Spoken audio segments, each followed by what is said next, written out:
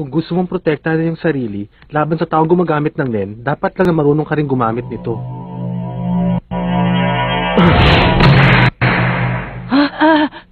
Ito ang NEN. Ang kapangyarihang nahihimlay sa loob ng isang tao. Merong dalawang paraan para magising ang kapangyarihang iyon. Dahan-dahanin mo puwersahin ang paggising. Nahihirapan kaming gisingin yung kay Jushi. Pero madali niya iyong natutunan. At hindi siya nagdalawang isip para gawin iyon. Kaya di siya masyadong nahirapan sa pag-aaral ng TEN. Inabot ng kalahating taon. Hindi pwedeng ganun katagal. Baka hindi tayo maabot sa pagkaparahiso. Kailangan namin yung matutunan bago mag-alas 12 ng gabi para masira ang nanihiso ka. Kung gano'n ay pipilitin natin siyang gisingin. Sigurado ako makaabot tayo sa oras. Depende kung matututunan niyo kaagad ang TEN o hindi. Papapasukin ko sa loob ng inyong katawan ang sarili kong aura. Ang mararamdaman nyo ay gano'n sa nararamdaman nyo kanina. Siyempre, pipigilin ko rin ang aking kapangyarihan, pero mahirap pa rin ang ating gagawin. Pakakawalan ko ang aking aura para hanapin at gisingin ang lahat ng syoko sa inyong katawan. Syoko? Mahalaga ba ang syokong yan? Oo. Doon dumadaan ang aura. Maraming syoko sa loob ng katawan ng tao. Kadalasan ay nakasarado ito kaya hindi na nakakadaan ng mabuti ang aura. Ipapadala ko ang aking aura para mabuksan ang inyong syoko nang tuloy-tuloy na makalabas ang inyong kapangyarihan. Kailangan muna nating maglinay-linay o kaya ay gamitin ang ating Zen para mabuksan ang mga iyon. Si Jushi na mayroong angking talento ay inabot ng 3 buwan bago nabuksan ng syoko. Pero sigurado makakaya niyo yon sa loob lamang ng 1 linggo. At maaaring mas maaga pa, kaya sana kayanin niyo. Kahit ano pa ang mangyari, gawin natin ang lahat ng paraan para magising sila. Kahit pwersahin pa natin ang mga iyon. Bahala na. Yun ang tawag sa paraang yan. Kung wala kang sapat na kaalaman o mas maang intensyon mo, maaari kang mamatay. Ginoong Wing, maganda ang intensyon mo at sapat ang iyong kaalaman. Hindi ba? Teka sandali. Sabihin mo nga kung bakit nagbago ang isip mo at gusto mo kami turuan ngayon. Sa bahaging yon, ang lahat ng kalahok ay marunong gumamit ng NEN. Kung susugod kayo ng walang alam, siguradong hindi kayo tatagal sa laban. Sa madaling salita, aatakihin nila kayo gamit ang NEN. Hindi lang yon, wala silang pakialam sa inyong buhay. Kung sino lang ang makakatagal sa mga ataking yon at mananatiling matatag, ang siyang magwawagi, kaya matinding inyong pagdadaanan. Sinasabi ko na sa inyo ng maaga para hindi na kayo magulat. Ginamit ko ng lahat, binalaan ko na rin kayo. Sa gagawin natin ay sigurado magigising ang mga yan. Buti na lang meron kayong mga kakayahan at nasa inyo rin ang katangian. Ang inyong Ren ay masyadong malakas. Tanggalin niyo ang inyong jacket at umalikod kayo sa akin. Napakainit. Kahit hindi ako hinahawakan ni Ginoong Wing, para akong tinutulak ng malakas. Ang pakiramdam nito, hindi makitang malambot na bagay na bumabala sa buong katawan. Kapag napalakas ito ng maraming beses gamit ang kasamaan, siguradong ganito ang NEN ng aking kapatid. Heto na ako.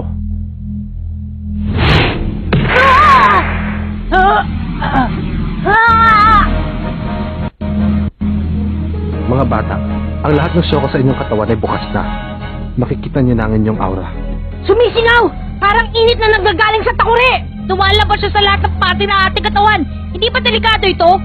Kung hahayaan nyo lang na lumabas sa inyong aura, hindi magtatagal sigurado maubusan kayo ng lakas. Sabi ng abe! Makinig kayo! Tumayo kayo ng maayos at isipin yung hindi lalabas ang aura sa inyong katawan. Isarangin yung mata at isipin yung lalakas ang inyong kapangyarihan. Ilarawan nyo sa inyong isip na para itong dugong umiikot sa lahat ng ugat na nasa inyong katawan. Mula sa ulo, patungo sa balikat, hanggang umabot sa dulo ng inyong mga daliri. Tapos, unti-unti ninyong pabagalin ang paggalaw nito. At isiping dahan-dahan na itong umiikot sa labas ng inyong katawan.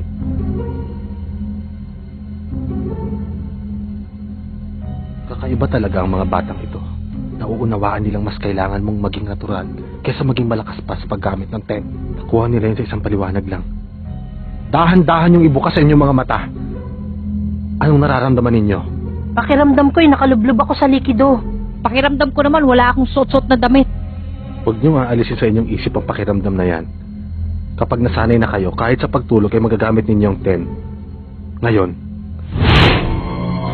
ang ipapakita ko naman sa inyong dalawa ay ang NEN na mayroong masamang intensyon. Kailangan niyo itong malampasan, kung hindi wala kayong magagawa. Oo, naiintindihan ko na ngayon yung sinasabi mong mga masmo sa gitna ng desyerto. Kung kaya niyong protektahan ang inyong sarili, masisira niyo ang pader. Ngayon na!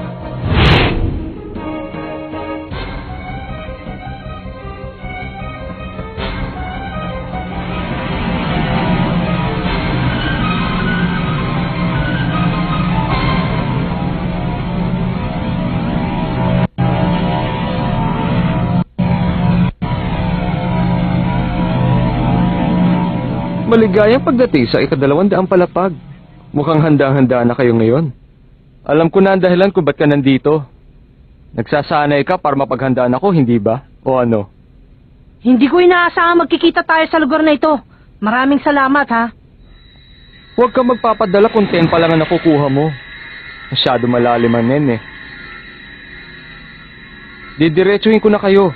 Wala akong intensyon na makipaglaban sa inyo sa oras na ito. Pero, kung mananalo ka kahit isang beses sa bahaging ito, baka pagbigyan kita. Tayo na. Sige.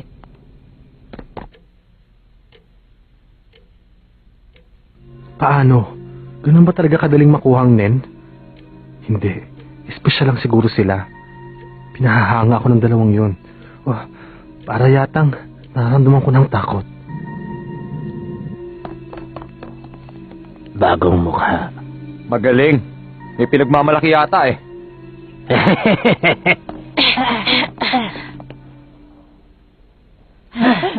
Magandang araw.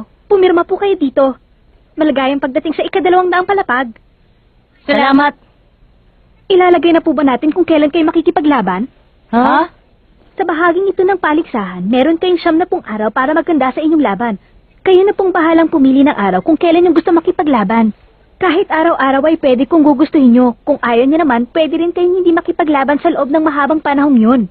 Kung isang beses lang kayo makikipaglaban, bibigyan ulit kayo ng 90 araw para makapag-ensayo. Kaya lang, kung mauubos ang ating oras at hindi pa kayo nakikipaglaban, masasayang lang ang pagsali nyo dito dahil mawawan kayo ng karapatan sa paligsahan ngayong taon. Gusto ko lang pong linawin. Maraming beses po ba kami makikipaglaban dito? Para malabasan ang bahaging ito, kailangan yung manalo ng 10 beses. Kung matatalo kayo ng 4 na beses, ay mapapaliwala ang pagsali nyo dito. At kung mananalo kayo ng 10 beses, maaari na kayo makipaglaban sa Hari ng Palapag. Hari ng palapag? Ibig sabihin, kailangan mong talunin ang lahat ng manlalaro sa isang palapag. Meron na tayong 21 hari ng palapag sa kasalukuyan. Hanggat hindi sila natatalo, hindi sila mapapalitan. Ano, naintindihan nyo na? Kung sakaling tatalunin nyo ang isa sa kanila, tiyak na bababa na yan sa kanyang trono. Ha! Kayo na ang magiging bagong hari ng palapag! Yun lang ba? Siyempre naman hindi lang yun. Kung kayo ang magiging bagong hari ng palapag, huwag kayo magugulat. Mabibigyan kayo ng imbitasyon para dumalo sa Battle Olympia, ang pista ng mga mandirigma na ginaganap sa tuktok ng gusali. Napakasaya, hindi ba? Walang reaksyon? Kalimutan mo na lang yan. Ano pa ba ang naghihintay sa amin sa pinakamataas sa palapag? Ha? Kalimutan na lang yun? Kapag nanalo ka naman sa Battle Olympia, ibibigay na sa'yo ang penthouse. Yun na yata ang pinakamagandang bahay sa buong mundo. Nakatayo yun sa pinakamatarik na lugar. 1,000 metro ang taas. Ang ganda! Hindi ba mas mataas pa doon ang bahay mo? Oo, kinatatayo nun, may taas higit na 3,000. Paano ba yan? Sinabi niyo na sa atin ang sekreto. Wala na akong pakialam ngayon sa pinakamataas sa palapag. Sa ngayon, kung makakalaban ko dito si Hisoka, siguradong ayos na ako. Sandali lang! Magkakaroon kayo ng magandang kapalaran dito! Hindi ko kailangan ng kapalaran. Ako rin kinuha. Ano nga ba talaga ang dahilan kung bakit nandito kayo? Teka, kailangan mo munang manalo na isang laro. Pero binalaan na tayo ng mamang nakasalamin, kaya siguro hindi ka muna lalaban. Lalaban ako ngayon. Gusto kong malaman ang kaibahan ng mga manlalaro dito at ng mga nasa ibaba. Magagawa ko lang yun kung susubukan ko makipaglaban, hindi ba? Pakisulatan na lang po ang papel na ito.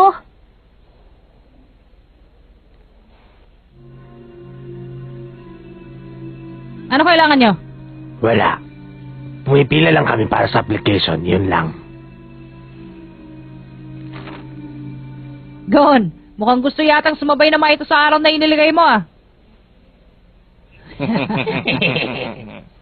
Handa na ako, kahit na ano pang oras. Narinig niyo yan? Nakakatuwa ka naman, bata. Ito na po ang susi para sa inyong kwarto.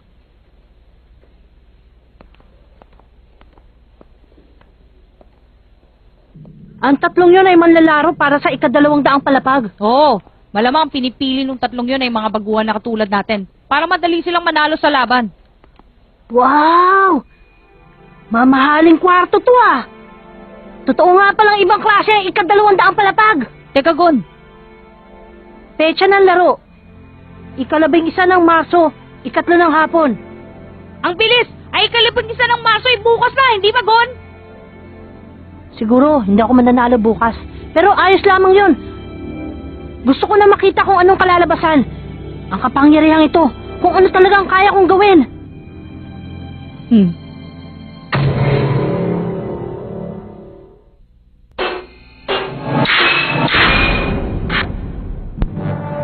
Ang unang malalaro natin ngayon ay si Gon! Ang batang dire-diretsyong pag-akyat dito ay handa na para sa kanyang unang laban. Ang kanyang makakatunggali ay ang malalarong si Guido na meron ng 1 talo at 4 na panalo. Makinig kayo, Ginoong Gon, Ginoong Killua. Kahit malakas na ang inyong kakayahan para protektahan ang inyong sarili, makakaramdam pa rin kayo ng sakit kapag kayo ay tinamaan. Kung ang inyong makakalaban ay mas malakas ang Nen, madali para sa kanyang sirain ang inyong Ten. Madali niya kayong tatalunin. Nakikiusap ako, huwag muna kayong lalaban sa loob ng 2 buwan. Tuturuan ko pa kayo hanggang sa maubos natin ang panahon. Tawarin mo ako, Ginoong Wing. Pero hindi ko na mapigilan ang sarili ko. Ginoong Gon, galingan mo ang laban! Simula na! Mainit ka. Maswerte ka at ako ang unang makakalaban. Hindi ako masyado malakas, kaya huwag kang matakot sa akin, ha? Ayan na, nagsisimula ng umikot ang mahiwagang trupo ni Guido. Lalaroin niya ang 10 trupo ng sabay-sabay para malibang ang kanyang kalaban. Dito na ako. Dapat marunong ka sumayaw para maiwasan mo ang mga trupo.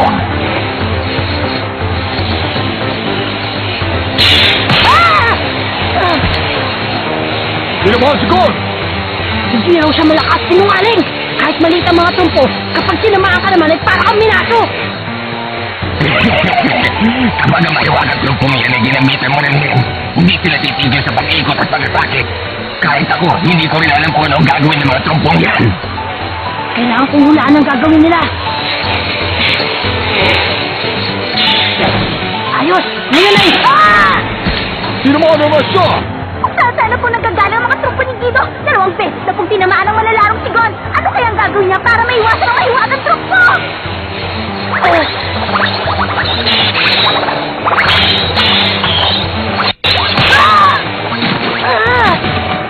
Gon! Ha? Mahusay na tira at bumagsak! 2 puntos! Ang malalarong si Guido ay meron na pong 4 na puntos. Delikado ng lagay ni Gon. Kaya mo ba? Kaya ko pa! Sa sobrang dami ng trumpo, mahirap na silang iwasan. Anong gagawin ko? Ang armas niya ay mahiwagang trupo. Master, ginagamitan niya rin po ba yun ang Nen? Oo, ang ginagamit niya ay Hatsu. Inililipat niya ang kanyang aura sa mga trumpong yan. Pag ginamit mo ang Nen, makakaya mong pabilisin at palakasin ang galaw ng kahit na anong bagay para maging armas sa pakikipaglaban. Kung gano'n ang Nen ay ang pinanggagalingan ng lakas kagaya ng gasolina at ng battery? Madali yung mapapaikot ang mga turumpong yan na mga ilang oras o mas matagal pa. Kung ang iyong antas sa paggamit ng Nen ay medyo mataas na. Pero ang taong yan ay gumagamit ng ibang malakas na Nen para mapanatiling pagpapaikot niya sa mga turumpo. Ano? Iba pang Nen? Kung kapangyarihan lang ng kanyang Nen ang kanyang ginagamit, hindi niya makakayaring bigyan ng sapat na lakas ang turumpo para atakihin ang kalaban. Ang dahilan kung bakit niya napapalakas ng ganyan ay dahil sa espesyal niyang nararamdaman para sa kanyang mga turumpo. Kahit anong bagay pang gagamitin mo sa iyong pakikipaglaban ay madali mong makakasundo kung meron lamang kayong pagkakapareho. Wala ako susundan ko lang sila ng tingin. Kailangan ko silang maramdaman. Ang mga trumpong yan ay ginagamitan ng Nen. Kailangan ko maramdaman. Kailangan ko maramdaman ang paggalaw nila.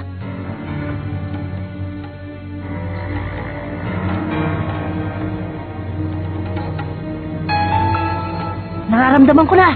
Hindi! Nawawala na naman ang lakas ng aking Ten! Sinamara siya! Hindi niya nakayanan at tumalsik na sa palabas ng ring! Mukhang masama na ang lagay ngayon ng malalarong si Gon!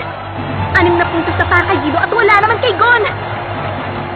Nanghihina na ang ating malalaro. Ano kaya ang gagawin niya ngayon? Hindi! Kapag ginamit ko ang pakiramdam, nawawala naman ang atensyon ko sa paggamit ng Ten! Ha? Lumabas din sa loob ng ring ang isang trumpo, pero hindi na niya ako inaatake. Ano bata? Ipagpapatuloy mo pa ba ang pakikipaglaban sa kanya? Teka lang po sandali. Nag-iisip ako. Ha? Bibilang ako ng 10. Kapag hindi ka pa bumalik sa loob, talo ka na. Isa, Ha? Wala akong nararamdamang masama sa trumpong ito. dalawa, Yung kayang ibang trumpo. Hindi kontrolado ang galaw nila. tatlo, Ang pagtama nila ay hindi sinasadya. Siguro mga trumpong ito ay hindi lang ako ang taong inaatake. 4. Manong, bakit po nandito kayo sa labas ng ring? Kapag nanatili ako sa loob ng ring, pati ako aatakihin ng mga yan. 5. Tingnan nga ba eh. Para lang itong ordinaryong laro ng trumpo. Master, ano po yung ibang nen? Imposibleng makapagbigay ng kahit na anong utos sa isang trumpo dahil wala naman itong buhay at wala ring makinang magpapatakbo. Siguro, ang inutos lang ni Guido ay banggain ang lahat na makakasalubong. Siguradong wala makakapigil sa pag-ikot ng trumpo. Kapag nagbangga sila, tatalsik na lang at maghihintay ng tatamaan. Hindi pala niya kontrolado mga trumpong ito. 8. Kung ganun, wala akong dapat ikatakot. 9. Kesa iwasan ko mga trumpo, siya na lang ang susugurin ko. Hindi pwede sa akin yan! Ano ba mga kaibigan? Yan ang sikretong paraan ni Guido sa pakikipaglalaban ang Tornado Spin!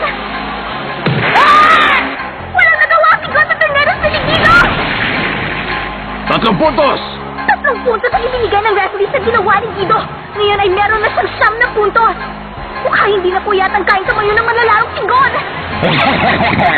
Habang umiikot ako para protektahan ang aking sarili, ang mga tropo ko naman ang aatake sa'yo. Maganda na isip kong paraan para makaipon ng puntos, hindi ba? Gon! Huwag mo na siya atakihin ngayon! Hayaan mo siya umikot! May hihilo rin yan! Yan ang akala mo. Palibasa, mga baguhan kayo eh.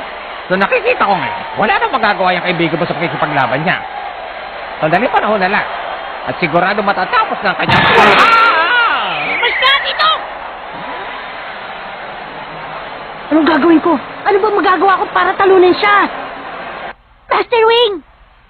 Mayroon pang paraan para manalo siya sa laban. Kaya lang may problema. Iyon ay, hindi pa natututunan ni Gon ang Ren hanggang ngayon.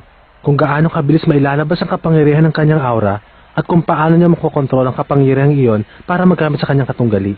Para mapasa kanya ang bagay na iyon, hindi siya dapat tumigil sa pag-e-ensayo at makipaglaban na makipaglaban. 5 taon ng pagsasanay para matalo si Guido. Sa palagay ko naman ay nararamdaman niya na yon.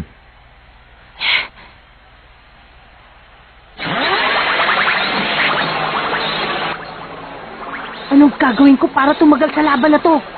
Kapag tinamaan niya pa ako, tapos na ang aming laban. Pero ayokong sumuko sa kanya. Kailangan ko gumawa ng paraan. Ngayon na.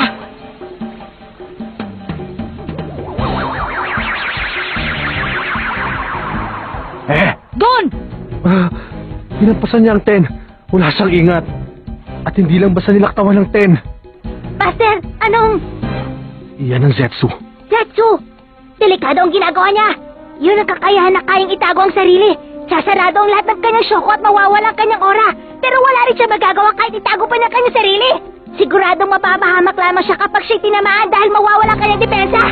Master, bakit mo itinuro agad sa kanyang Zetsu? Sabihin mo! Hindi ko itinuro sa kanyang Zetsu. Sa iba niya natutunan yon. Hindi. Siguro natural na sa kanya iyon na para isang mabangis na hayop kapag nanguhuli ng biktima. Ganun ba ang paraan ng kanyang pamumuhay? Hindi na ako nagtataka sa kanyang kakayahan pero bakit sa ganitong pagkakataon?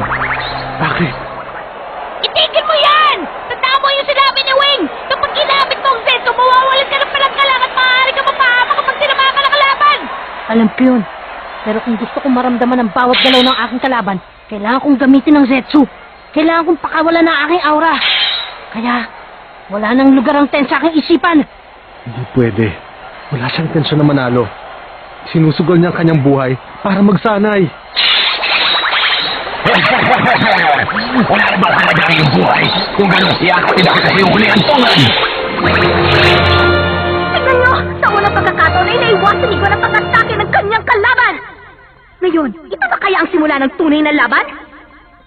Nararamdaman ko na kung paano sila gumalaw. Madali lang pala kung gugustuhin ko.